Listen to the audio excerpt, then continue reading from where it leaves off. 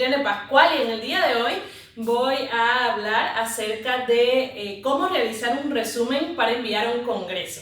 Esto me lo pidieron algunas compañeras de la maestría y bueno, me gustaría pues al menos dar los tips que yo utilizo, aunque realmente creo que no soy la persona más indicada para esto, ¿no? Porque en ocasiones hacer un ejercicio de síntesis también me cuesta trabajo. Pero bueno, hoy les quiero compartir al menos cuál es mi visión al respecto. Si te interesa, por favor, acompáñame. Bueno, como indica en la pizarra, yo creo que lo primero que hay que hacer es centrarnos en el nosotros mismos. O sea, ¿por qué me interesa entrar a este congreso? ¿Por qué es lo que quiero ir a ver allí? Y por lo tanto, eso lo voy a reflejar en el pequeño resumen.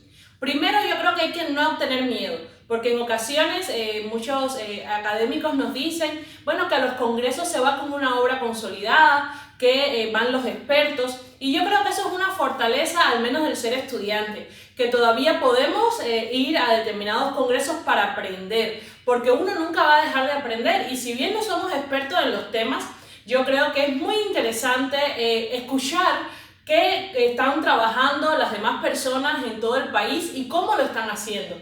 Porque de los congresos se aprende sobre todo nuevas perspectivas que te permiten incorporar a tu trabajo. Entonces lo primero que yo podría decir es que no tengas miedo a la hora de enfrentarte a realizar un congreso. Por otro lado, yo creo que habría que, como lo dice en la pizarra, evitar las descripciones personales.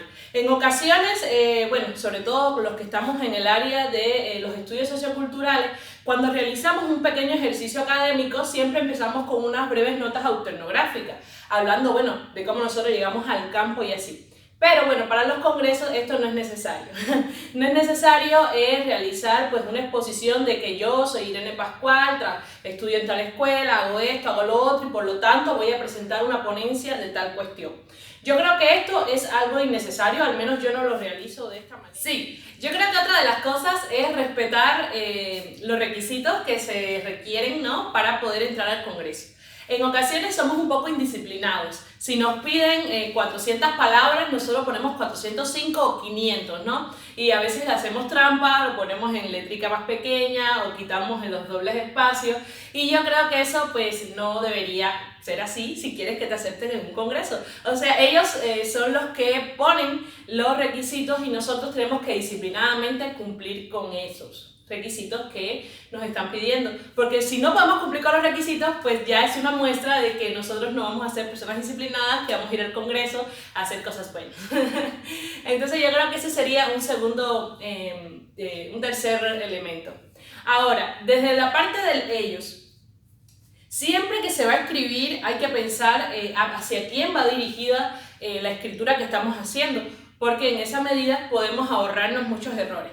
A mí me pasa que en ocasiones, por ejemplo en la tesis, quiero escribir para un público general y pues mis sinodales, mis lectores me dicen, bueno Irene, pero nosotros ya no sabemos todo eso que tú estás escribiendo.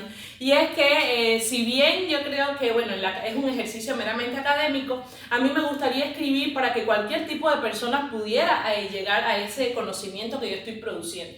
¿Por qué? Porque me interesa precisamente que el conocimiento vaya más allá de las paredes de la universidad y de la academia y que cualquier persona lo pueda, en ese sentido, poder nutrirse de esos pequeños hallazgos que pueda hacer en la tesis. Sin embargo, para un congreso no es así. En el congreso te va a leer personas que son especializadas en el tema. Esto quiere decir que tú no puedes darles una clase en un resumen porque ellos saben de lo que estás hablando. O sea, yo en una ocasión organicé un congreso internacional de filosofía en la Universidad de Guanajuato junto con otros compañeros y compañeras y debo decir que pues, todos son expertos en el tema. Nunca se va a poner a un comité académico de un congreso que no sepa de lo que se está hablando. Por eso simplemente hay que tener el lenguaje técnico que se utiliza, ¿no?, a la hora de dialogar con un académico y tener en cuenta que tú no le vas a dar una clase, sino que vas en pocas palabras a explicar de qué va tu ponencia. Esto es lo otro. En un resumen es un ejercicio de síntesis, pues es un ejercicio difícil porque en ocasiones tenemos muchas cosas que queremos decir, pero solamente debemos poner lo principal. En ocasiones son 150 páginas, o 300, o 250, o 400 páginas, nunca más que eso. E inclusive, a veces no son ni siquiera palabras, sino caracteres. Y entonces esto también es una cuestión que hay que tener en cuenta. El comité académico que te va a evaluar tiene muchas cosas que hacer. O sea, no se va a pasar 2 horas leyendo tu resumen. ¿Por qué? Porque sobre todo si es un congreso grande, internacional, en ocasiones le llegan, no sé, 2000 ponencias, de los cuales ellos tienen que discriminar y quedarse con 600. Entonces, si ellos ven que las primeras palabras usted no es concreto, pues te van a dejar de lado, porque no pueden gastar todo su tiempo y energía en estar tratando de entender lo que tú quisiste decir. Entonces, en principio, eso es una responsabilidad que debemos tener nosotros como los estudiantes, ¿no? A decir las cosas de manera concreta de un principio para que precisamente se pueda tomar nuestra ponencia. Y por último, en esta primera sección, quería decir, bueno, que los lectores lo que quieren es identificar cuál es la problemática que vas a plantear, el por qué sería importante que aceptarte en el congreso, ¿no? Y cuáles son esas palabras clave sobre las cuales tú vas a problematizar. O sea, los lectores no quieren saber, digamos, demasiadas cosas de índole tan teórica, no.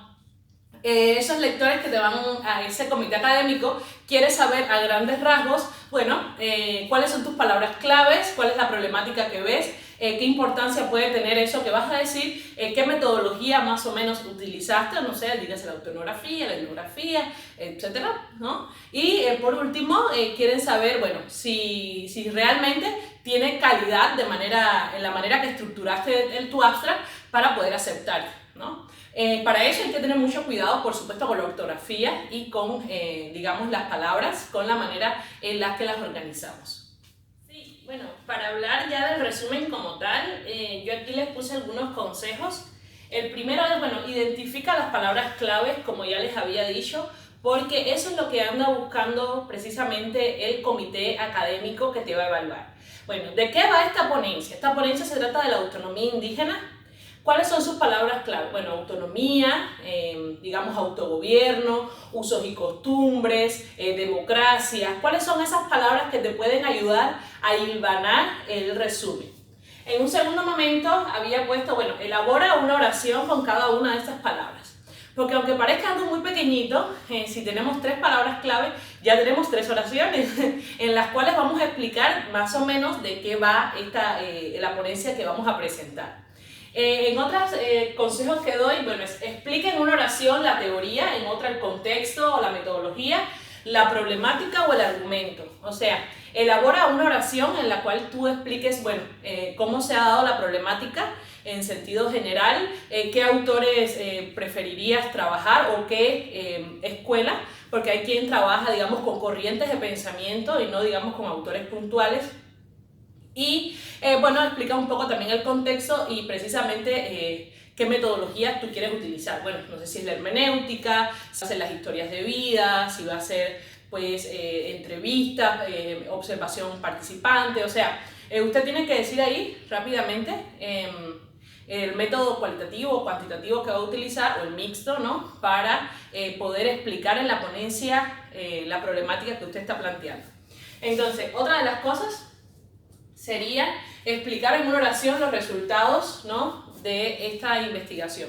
Quizás no tenemos los resultados como tal, sino tenemos una conclusión, ¿no? Es decir, bueno, yo quiero hablar de la autonomía indígena, pero me he dado cuenta, ¿no?, que la autonomía es un término polisémico del cual no puedo solamente irme por una sola vertiente o corriente teórica, porque a mí lo que realmente me interesa es qué entienden el pueblo originario celtal por autonomía. O sea, ahí estamos diciendo que precisamente que aunque conocemos, digamos, podemos mencionar algunas escuelas o algunos autores, ¿no?, que aunque conocemos esa teoría, no nos interesa, digamos, exponer a esos autores, sino que en nuestra ponencia lo que vamos a hacer es brindar la perspectiva de los grupos, del grupo humano, o sea, de los sujetos actores. Entonces, por lo tanto, no va a existir quizás una conclusión, un resultado, porque usted no ha terminado su tesis. Pero sí ya puedes ir mostrando algunas de las conclusiones, al menos en parte, que has tenido hasta el momento. Yo creo que eso es una cuestión también interesante, porque las preguntas que te puedan hacer o los consejos que te puedan dar algunos académicos te pueden nutrir mucho para poder seguir pensando aquello que quizás nosotros veíamos como una conclusión particular. Otra de las cuestiones que yo aconsejo es explicar en una oración la importancia o la relevancia que tiene tu trabajo. Por ejemplo, hace poco yo fui a este congreso que estuve comentando de las elecciones de Rusia, y en el cual yo decía, bueno, mi trabajo es muy original porque, bueno, yo soy un agua tibia. Un agua tibia es una persona que es fruto de un matrimonio mixto, o sea, entre ruso y cubano. Se le dice agua tibia porque no eres ni 100% agua fría ni 100% agua caliente. Entonces por eso se nos llama agua tibia. Entonces para mí era importante, a pesar de que yo dije que no se debería hacer muchas descripciones personales, ubicar que los elementos centrales de mi ponencia era la agua tibiedad, como, digo yo, una identidad que genera conflictos y que pone a la persona que es agua tibia en una situación, digamos, ambigua políticamente. Entonces yo iba a hablar desde mi perspectiva personal como agua tibia, cómo yo veía las elecciones de Rusia en Cuba. Entonces eso simplemente se describe de esta manera para que el lector pueda identificar, ay, este trabajo es importante, este trabajo es relevante, porque nosotros nunca hemos escuchado la perspectiva de una persona que es fruto de un matrimonio mixto. Entonces esa ponencia debe ser digamos, incluida en nuestro congreso. Entonces, bueno, una de las cosas que tiene que ver entonces con la manera en la que escribimos es que sea seductor nuestra propuesta. Porque si nuestra propuesta no es, como se dice en la academia, sexy, pues quizás no nos tomen en cuenta, porque imagínense que en el congreso van a ir 800 personas y 400 van a hablar del mismo tema que nosotros. Entonces tenemos que ponerle algo a ese resumen que sea atrayente para el comité académico.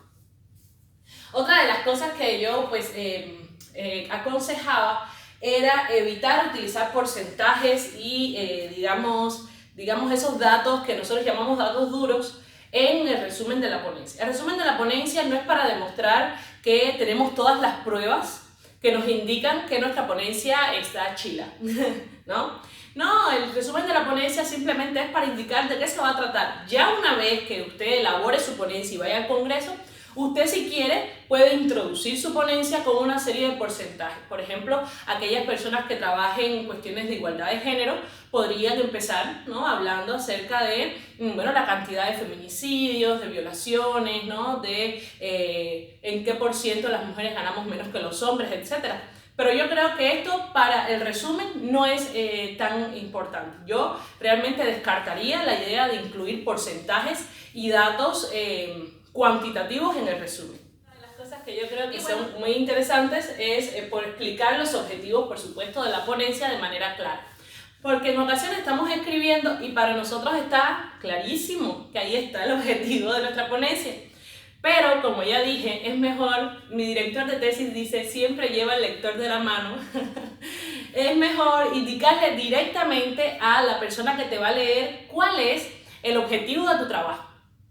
Bueno, el objetivo de mi ponencia es explicar cómo se llevan a cabo las elecciones de Rusia en Cuba desde una perspectiva personal de una agua tibia. O el objetivo de mi trabajo es demostrar, bueno, lo que sea el objetivo, pero explícitamente ponerlo, porque así el lector se siente ayudado, o sea, siente que esta ponencia tiene esas partes que necesita para poder ser explicada. Por último, yo quería darles 2 tips que yo creo que son interesantes para aquellas personas que tienen un poquito de dificultad a la hora de hacer este ejercicio de síntesis. Yo debo confesar que realmente yo no realizo estos tips, pero bueno, creo que son consejos que pueden servirle a alguna persona. El primero es que revises resúmenes de ediciones anteriores del Congreso, ¿no? ¿Esto por qué lo digo? Bueno, porque así te puedes dar una idea de cuáles son las ponencias que ese instituto o esa universidad le interesa para el Congreso. Casi siempre cuando se termina un congreso académico se edita, ¿no?, un librito, es decir, unas memorias unas memorias se llama del evento, y entonces ahí tú puedes darte cuenta de qué tipo de ponencias se dieron y viene siempre un resumen en la parte de arriba que te permite tener una idea de cómo puedes elaborar tú el tuyo. ¿Por qué también yo aconsejo este tip? Bueno, porque también nos da la medida, al menos en las ciencias sociales, ¿no?, de cuáles son las teorías y, digamos, las posturas políticas de las universidades o institutos en los cuales queremos aplicar para entrar al Congreso. ¿Por qué? Bueno, porque si es un congreso, digamos, que habla de los movimientos sociales, de la importancia, ¿no?, de fortalecer a aquellos sujetos políticos como los pueblos originarios, como las mujeres, pues hacer una ponencia acerca del fascismo pues no es viable, ¿no? Entonces, bueno, esto es un ejemplo muy absurdo, pero pues creo que puede ilustrar. O sea que siempre debemos percatarnos con otras lecturas que podamos hacer del Congreso, cuál es la postura, digamos, que asume la institución. Y en esta medida poder elaborar una ponencia, primero saber si nos interesa entonces entrar a ese congreso y segundo, si es así, elaborar una ponencia que nos permita ser aceptados. Porque si están hablando de los mangos y nosotros hacemos una ponencia de los plátanos, pues precisamente no vamos a ser aprobados. Y bueno, el último consejo que yo creo que es válido es que si elaboramos ya nuestro resumen con estos consejitos pues muy pobres que les he podido dar, y todavía no estamos del todo seguros, un ejercicio muy bonito sería prestárselo a algún compañero de la maestría, del doctorado, pedir ayuda y decirle, oye, mira, revísame este resumen de estas 150 palabras y dime si tú entiendes lo que yo quiero decir. ¿Por qué? Porque en ocasiones nosotros ya nos conocemos y escribimos y en ocasiones nos leemos a nosotros mismos y no entendemos ya en qué nos estamos equivocando, no vemos los errores. ¿Por qué? Porque ya estamos casi ensimismados en nuestras lecturas, estamos enamorados de lo que escribimos y ya no nos damos cuenta dónde está el error. Entonces yo creo que sería muy interesante que ustedes se lo prestaran a algún compañero o a algún profesor de confianza. Hay profesores que son pues muy buena onda, como se dice, y entonces que nos pueden brindar un consejo de por dónde podríamos hacer el resumen y por dónde no. Bueno, esto ha sido todo por el video de hoy. Realmente ha sido un video muy cortito y muy sencillo porque, no sé, creo que todo el mundo pues ya sabe hacer un resumen para un congreso, pero bueno, ojalá les sirva a aquellas personas que quizás van a comenzar a hacer sus resúmenes, a participar en sus congresos. Si usted conoce otros tips, usted conoce otros consejos, por favor déjenmelo en la cajita de comentarios para que todas las personas lo puedan leer y poder así precisamente ayudarnos. Bueno, espero que vayan a muchos congresos, que cumplan con el plan de estudios y ahí nos estamos viendo. Saludos.